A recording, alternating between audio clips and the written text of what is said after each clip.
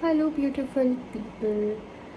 Answering to your personal calling should be easy, according to the internet. That when you know that this is your true path, then everything is meant to align so perfectly for you.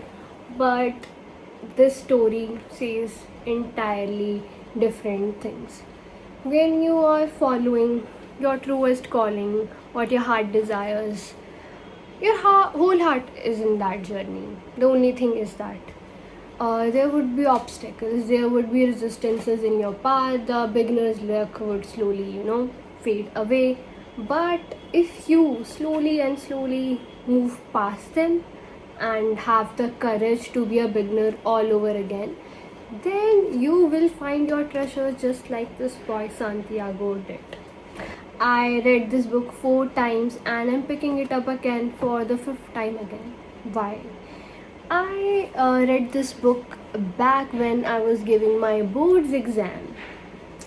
I got my pre-board results back. I was in 10th grade and they weren't what I anticipated. So I just stopped studying for an entire month. I had 15 days to go and I wasn't studying. I had to get my A game back together.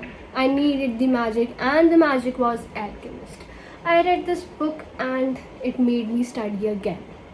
The second time was when I knew that what I really want is something unconventional. To muster up the courage to follow my gut, my intuition, I read this book for the second time. The third time was when I was applying for courses and colleges and had to muster up again the profound courage to follow my calling. The fourth time was the hardest one because I couldn't make into the courses or the colleges which I truly wanted, and I had to start my college and learn to be a beginner all over again. So, wrapping it all back again, why I'm reading it for the fifth time again is because I need the courage to start all over again too. Because we all are making mistakes here and there, and to have this understanding that what you really want isn't linear, it is moving in helical, and to really appreciate it. So what happens to this boy Santiago that we're talking about? When the beginner luck slowly fades away, we all have experienced it. We start a new project, a new semester, and we think that the world is our entire oyster. We give it our all, and there's still no guarantee that it would work out because small resistances pops up. What do we do then is the question. Because the thing is that resistances will always be there. Moving past resistance after the beginner's luck. Santiago, lesson number 1.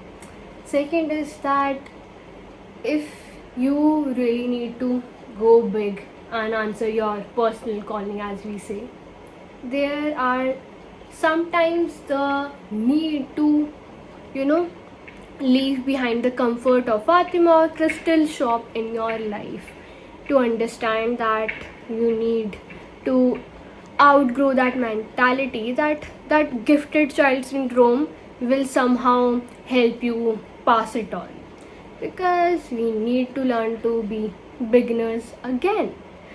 And why do I come back to this book again and again is that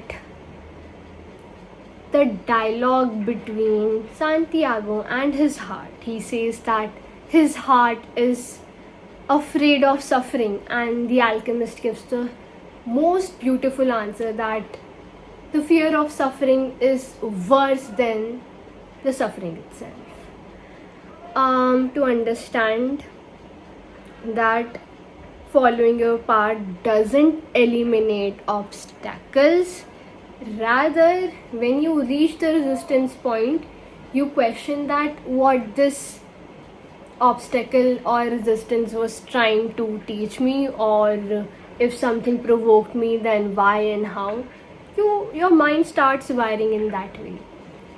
And the last of it all that I want to conclude is that if you are someone who thinks that you're struggling with your own path, it might be that the beginner's luck is just, passing by, and you need to muster up the courage to be a beginner again and have the attitude of learning.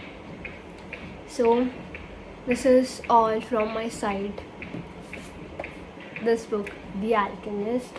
I'll see you all in the next video. Until then, take care.